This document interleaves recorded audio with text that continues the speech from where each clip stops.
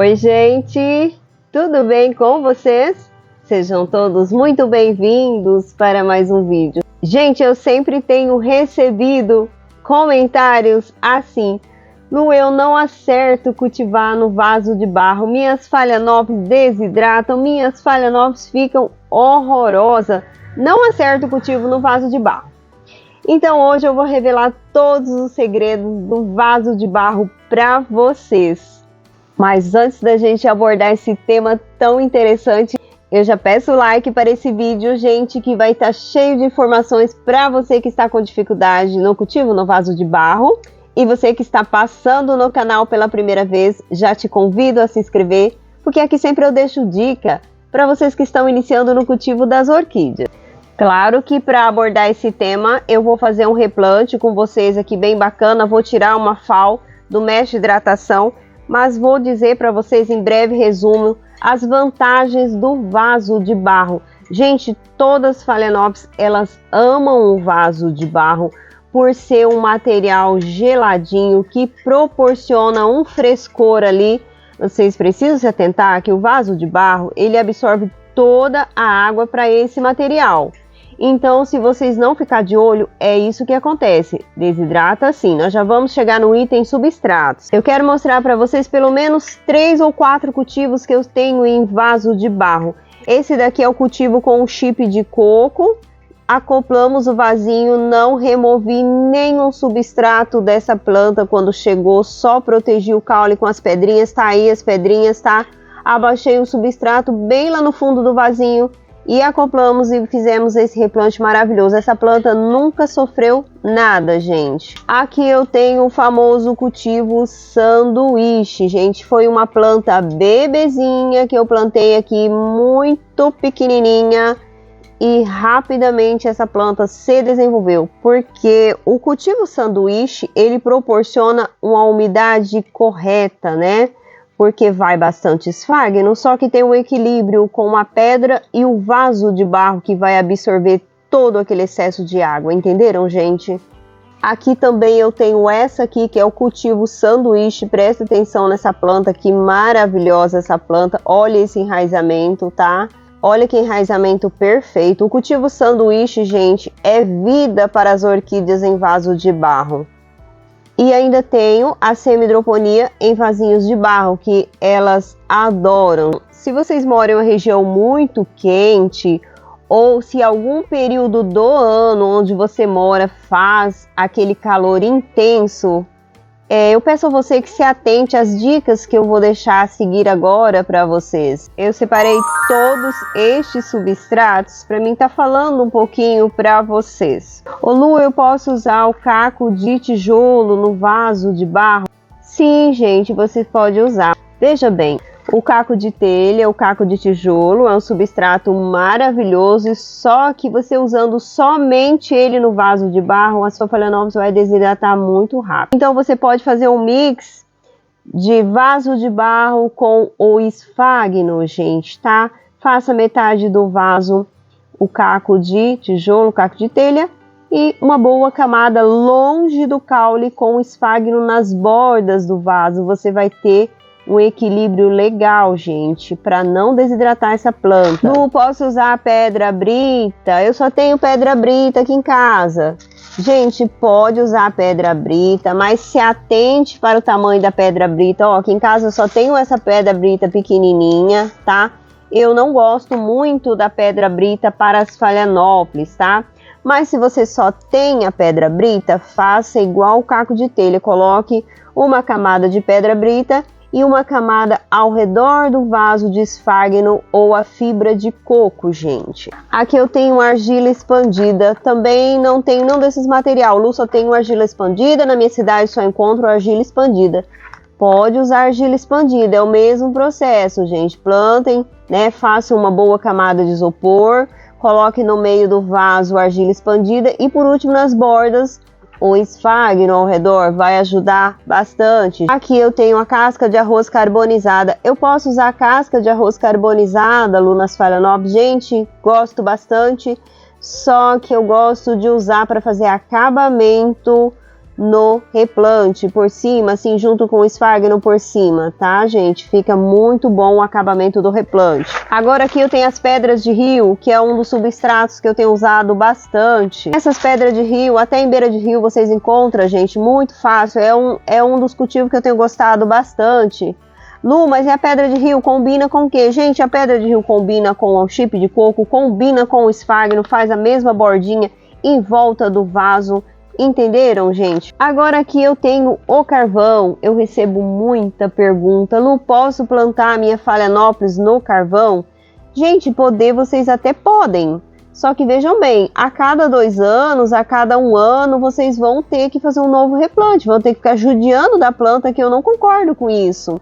Porque ele absorve todos os sais, né, das adubações e acaba queimando as raízes das Phalaenopsis com o tempo. Se você quiser usar pedra com o esfagno ou com chip de coco, você pode sim colocar uma pedrinha no canto ali, uma pedrinha ou outra aleatória para puxar as impurezas do seu substrato, porque a função do carvão, gente, é puxar realmente as impurezas, né? Ele puxa todas as impurezas. Então, sim, pode fazer sim, você pode fazer um replante e aleatório ali você colocar umas pedras de carvão, interessante, entendeu?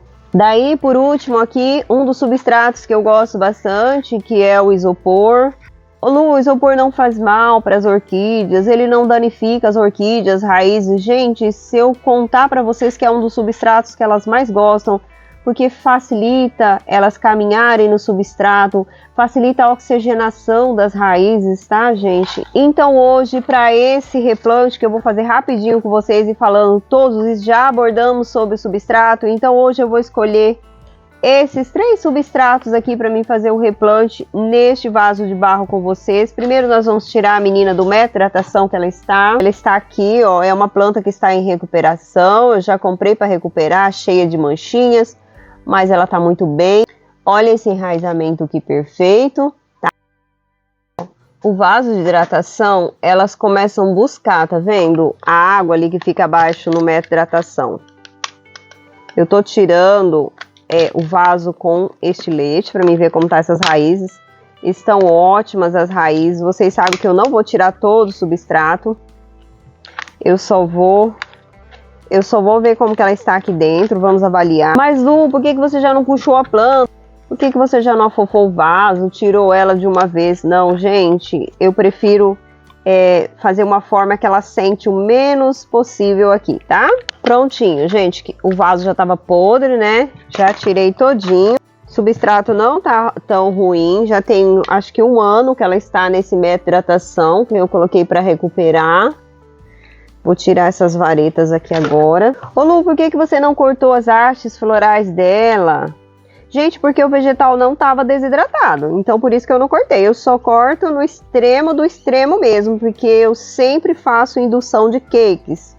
Então, eu não tiro as hastes florais porque eu gosto de fazer esse procedimento. Quem acompanha o canal sabe que eu tenho muitos bebezinhos.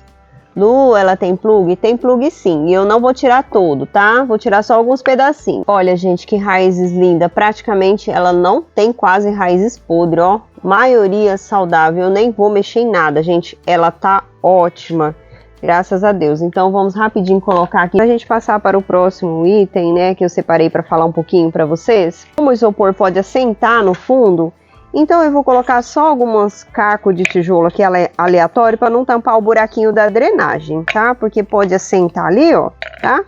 Só fiz, é um vaso reutilizado, então eu coloquei para mim colocar uma camada de isopor aqui, ó, tá bom?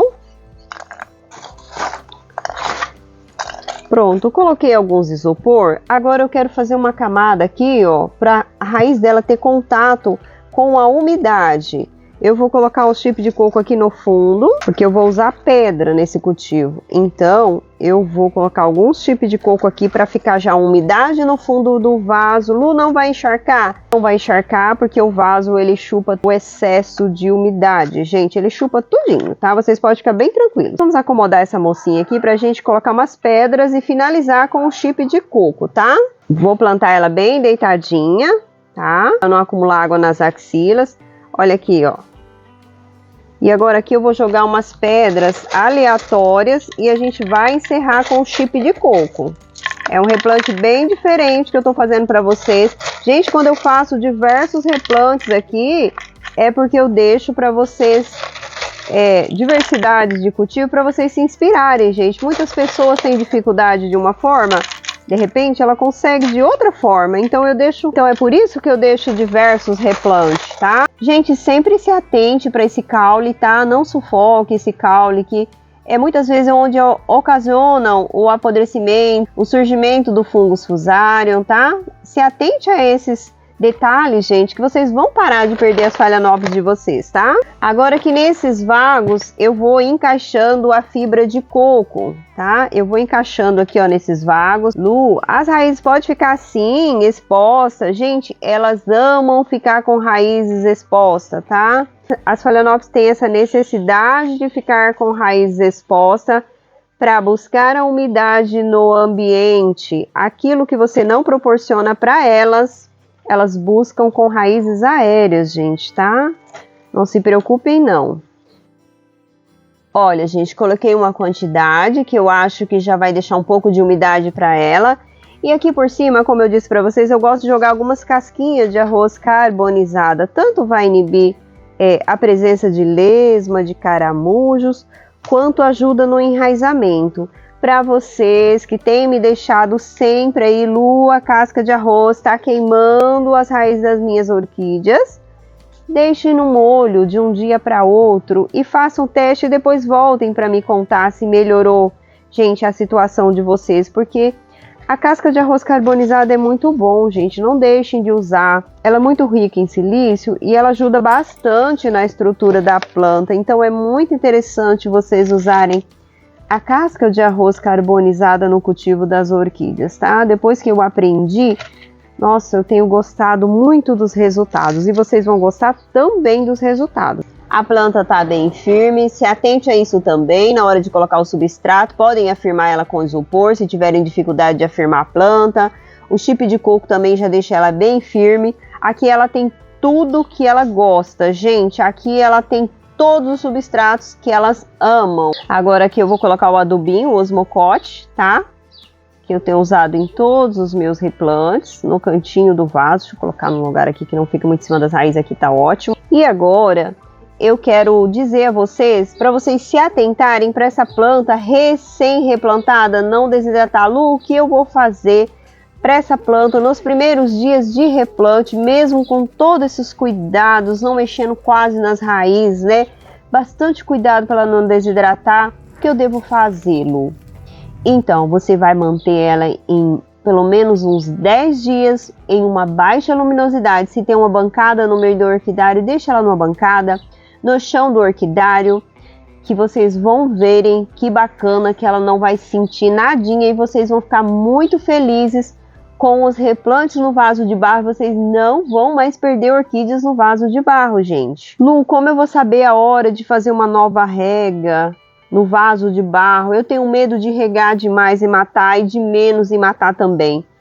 Gente, o vaso de barro, vocês não precisam ficar apavorados. Se vocês moram em uma região amena, vocês podem estar regando de 2 em 2 dias, de 3 em 3 dias. Aqui na minha região, quando não está chovendo, que está calor intenso, se brincar eu tenho que regar de manhã e à tarde, no calor intenso.